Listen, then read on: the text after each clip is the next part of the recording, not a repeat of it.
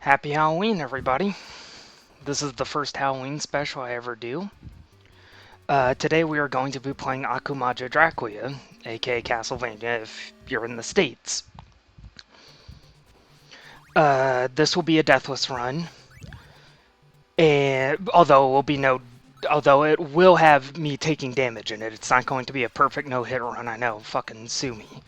But I don't show every single treasure, but I show most of them. This game has a lot of nostalgia to me. I grew up on it. I mostly grew up on 2 and 3, but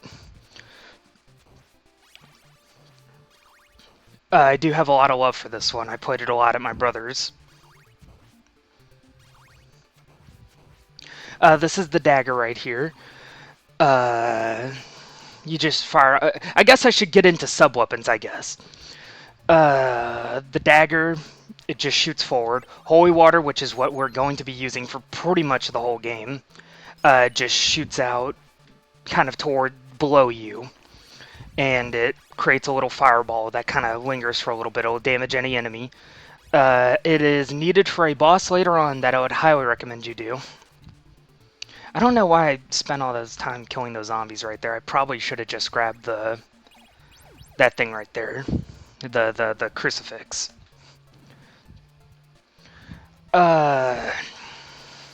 This is technically like the 4th or the 5th game in the Castlevania timeline. It's the first IRL time. Also, here's the first wall meet. The one in our world, this is the first Castlevania. But in the grander scheme of things, it's just kind of a game that happens. These are the first encounters with the mermens, and generally our first encounter with bottomless pits.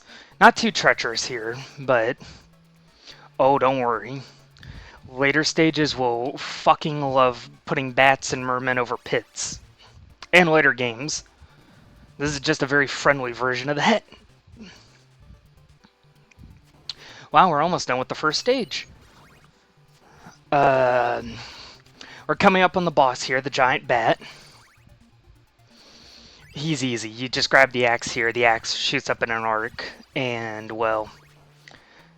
The bat, well, he's in the air. I was trying to throw a sub-weapon there because you have to press up in the B button to throw your sub-weapon up.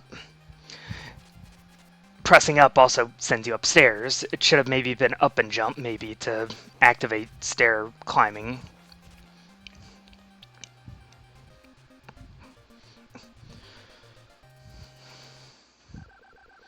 But, well, that was the first level of the series. Moving on to the next level. I'm a big fan of the music in this game. That was Vampire Killer that you were hearing in the first stage from what little rambling I was doing.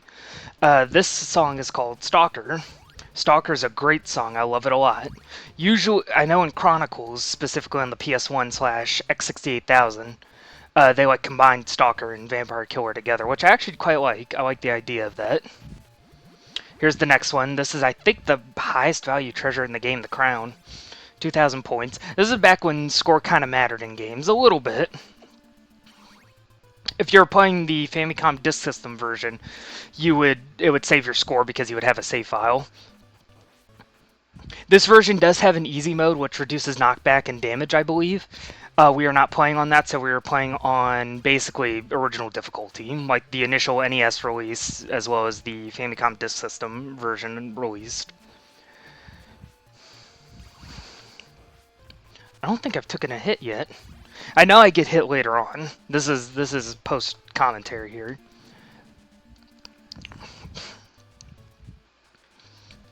This is our first encounter with the Medusa heads in the series. These were some of the first enemies I think I ever really just disliked in a game. I would tell you probably maybe Slicers from Sonic 2, I think probably took that spot later. But these guys are just absolute pricks.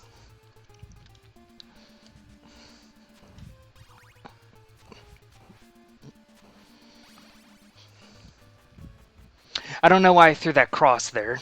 The cross is like a boomerang. It functions like a boomerang, as in it comes towards you and it comes behind you.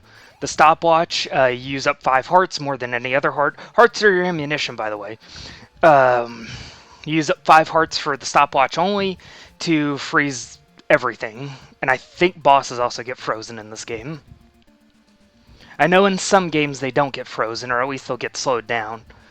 Stopwatch is pretty good in this game. Not as good as the holy water, but it's really good. Because once I pick up the holy water in this stage, you'll never see another sub-weapon. But at least I showed all of them off at least once. I always make it a point to do that. There's a wall meat over at the top right of the screen. I don't show it because I actually had forgotten at this point. This was recorded a while ago. I think probably summertime, I think. I was like, I didn't want to miss Halloween to at least get part 1 out. This is only going to be a 2-part Let's Play. Because, again, Castlevania is not a very long game.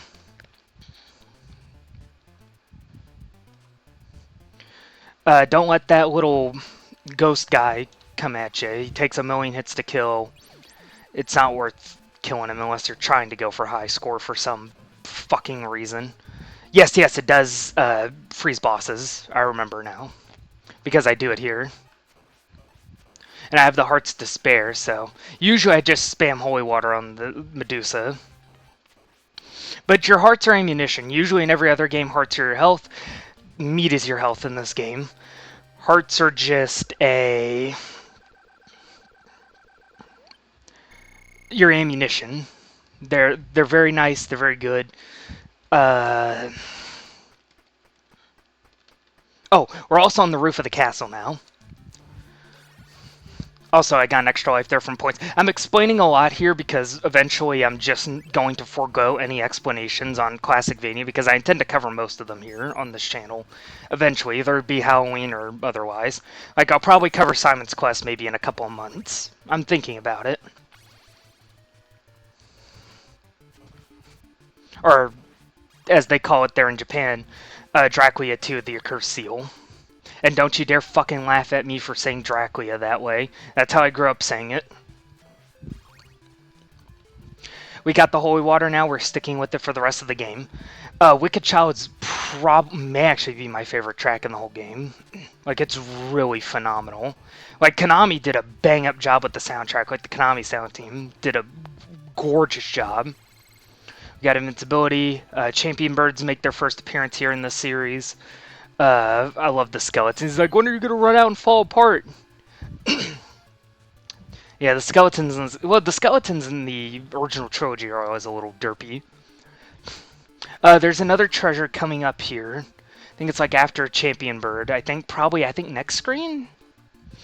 Like, there's only like 6 stages in this game, but they're broken up into kind of like, almost like Sonic acts, I guess.